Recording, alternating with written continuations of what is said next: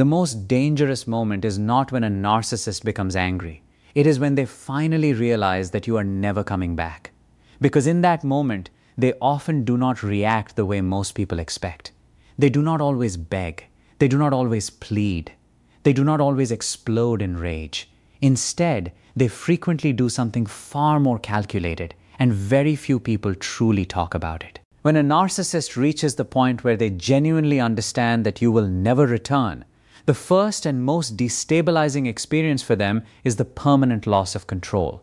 This is not about losing a relationship in the way a healthy individual understands loss. For a narcissist, control is the relationship. It is the system through which they regulate their emotions, maintain their self-image, and protect themselves from deep feelings of inadequacy, insecurity, or emptiness. As long as there is even the slightest possibility that you might come back, respond, argue, explain yourself, or react emotionally, they still feel they possess a degree of leverage. The awareness that you are permanently gone removes that leverage completely.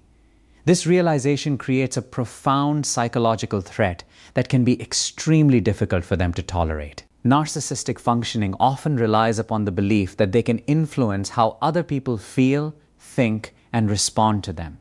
When you stop reacting, stop engaging, and stop revolving around their emotional gravity, it signals that they no longer have access to your inner world. This is deeply unsettling because it confronts them with something they work tirelessly to avoid: powerlessness. Healthy people can tolerate powerlessness as a natural part of life. They may dislike it, but they can accept it. Narcissists often struggle to do the same. For them, powerlessness can trigger intense shame, vulnerability, insecurity, and a feeling of internal collapse. The loss of control also fractures the illusion of superiority that they have worked hard to maintain. If you are capable of walking away and staying away, it challenges the story they tell themselves that they are indispensable, exceptional, or impossible to replace. Your absence becomes evidence that their influence was never as absolute as they believed it to be. Rather than processing this realization in a healthy way, they frequently defend against it. They may minimize your importance, devalue your contributions, or convince themselves that they were the one who chose to disengage. These distortions are not always conscious lies in the traditional sense. More often, they function as psychological survival mechanisms designed to protect a fragile self-image. What makes this stage particularly intense is that there is no external solution available to them. They cannot argue you back into the relationship. They cannot charm you back into their orbit. They cannot provoke you back into emotional engagement. Without access to you, they are left alone with an internal state that feels increasingly difficult to regulate. This is why the final loss of control frequently leads to increased rigidity, emotional detachment, covert resentment, or subtle hostility. It is the mind's attempt to restore a sense of dominance where none currently exists.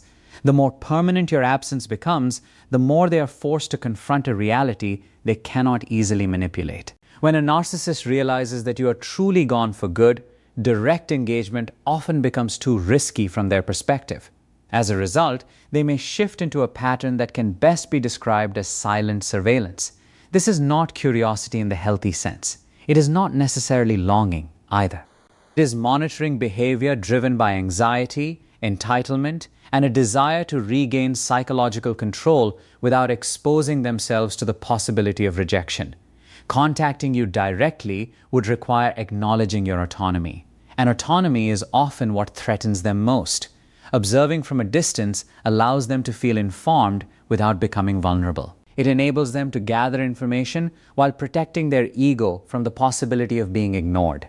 This surveillance can take many different forms. They may check your social media accounts repeatedly.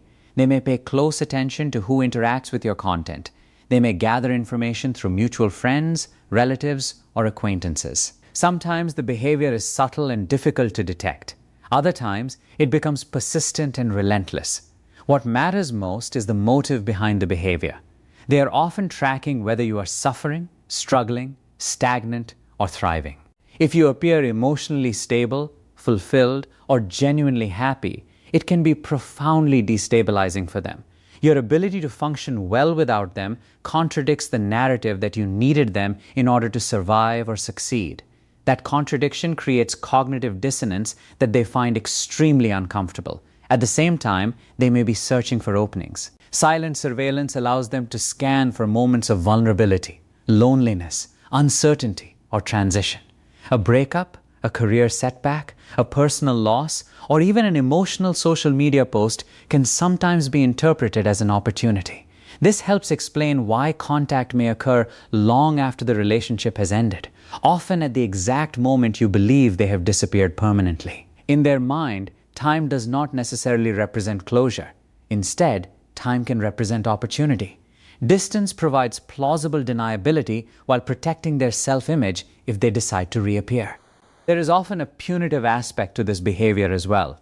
By refusing to engage openly, they attempt to reverse the power dynamic.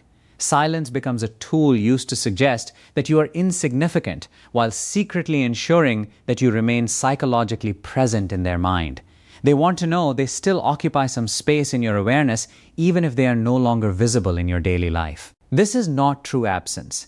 It is control exercised through invisibility. What makes silent surveillance particularly unsettling is that it is frequently fueled by entitlement. They may believe they have a right to information about you because you once fulfilled a psychological function in their life. Even after you leave, that sense of ownership may not disappear. Watching from a distance allows them to avoid accountability while maintaining the illusion that they remain connected, relevant, and somehow positioned above rather than outside your life.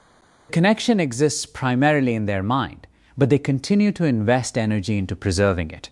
When a narcissist becomes convinced that you are never returning, they often shift into what could be called image repair mode. This is not typically about self-awareness, growth, or genuine reflection. Instead, it is a strategic response to the threat their ego has experienced. Your permanent departure creates a rupture in the story they tell themselves and others about who they are. For a narcissist, being perceived as rejected, abandoned, or left behind can feel intolerable. It suggests deficiency, and deficiency is something they often cannot psychologically integrate into their self-concept. Rather than processing the loss internally, they frequently turn their attention outward and begin managing perception. They become increasingly concerned with how the situation appears rather than what it actually means. The focus shifts from emotional truth to narrative control. Conversations may be subtly edited, important details may be omitted, events may be reframed, facts may be distorted. You may be recast as unstable, ungrateful, overly emotional, difficult to please, or impossible to satisfy. This is not always done with obvious hostility or aggression. In many cases, it is delivered calmly, confidently, and convincingly because they genuinely believe the version of events they are presenting at that moment. The objective is not to understand reality. The objective is to eliminate any version of the story in which they are responsible for the breakdown of the relationship.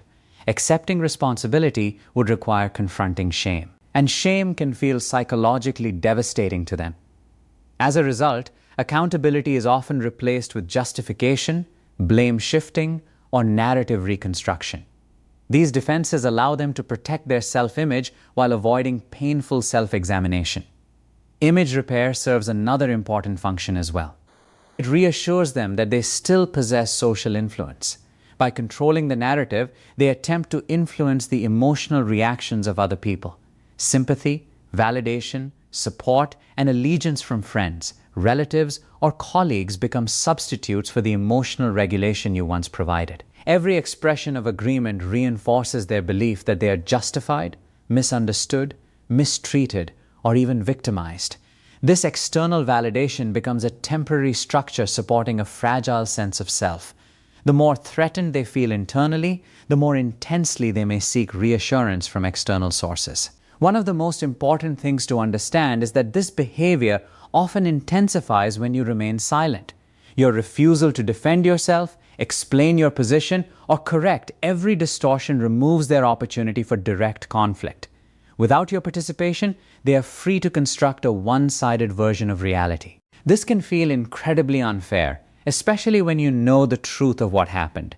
It can be painful to watch others accept a narrative that does not accurately reflect your experience. Yet, from the narcissist perspective, your silence is often interpreted very differently.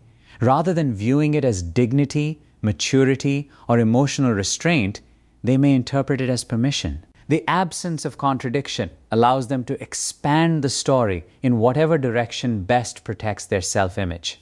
The less resistance they encounter, the more confident they may become in the narrative they have created.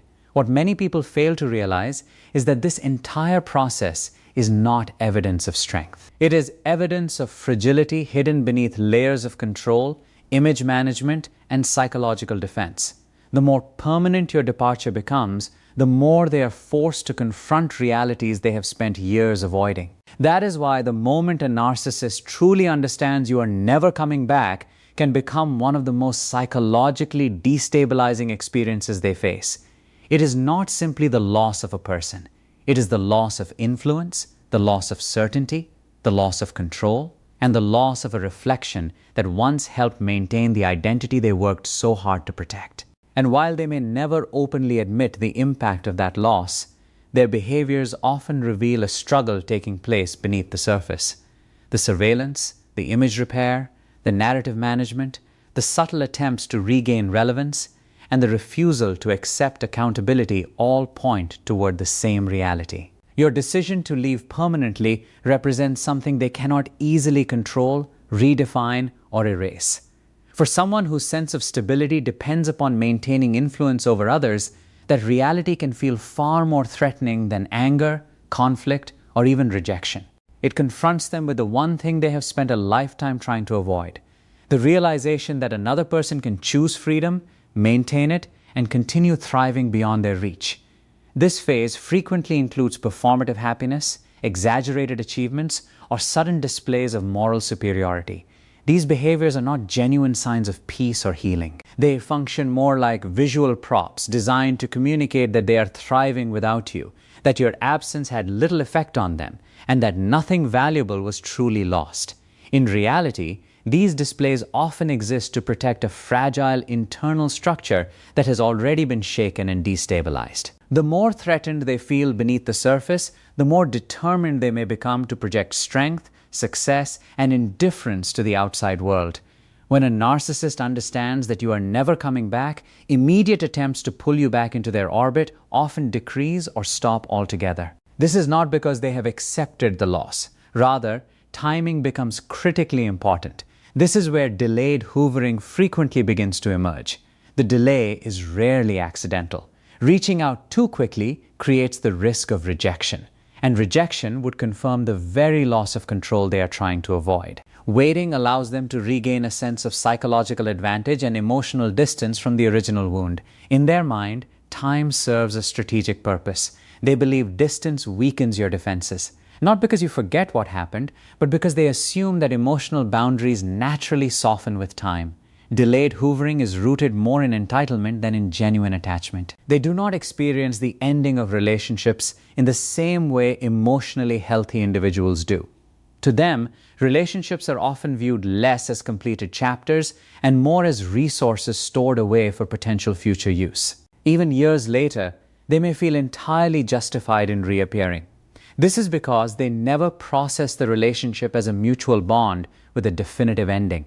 Instead, they often processed it as an extension of themselves that stopped functioning the way they wanted.